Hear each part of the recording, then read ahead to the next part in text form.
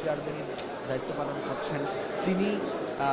আমরা দেখেছি যে ঠিক 10টার একটু আগে তিনি তার গুলশানের যে 196 এভিনিউ গুলশান রয়েছে সেই গুলশানের বাসা থেকে তিনি বের হয়েছিলেন এবং বের হয়ে তিনি এই জাতীয় সংসদ ভবনে তিনিও কিন্তু আধা ঘন্টার বেশি হয়ে গেছে তিনি এখানে জাতীয় সংসদ ভবনে এসে উপস্থিত হয়েছেন। আমরা তার গাড়ি বহরের সঙ্গেই ছিলাম, দেখেছি তার গাড়ি বহরকে নিরাপত্তা দিতে তার গাড়ি বহরে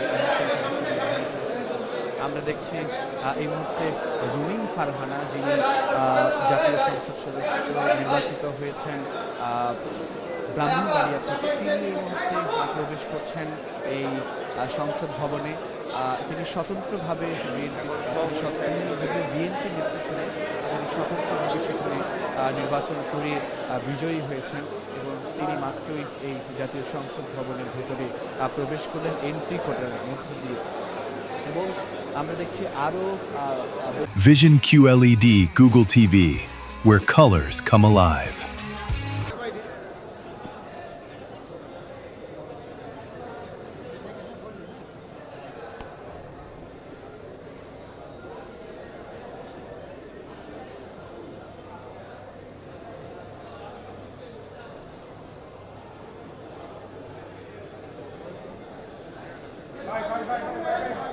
ভাই রুমিন পাঠালেন ভাই সরেন।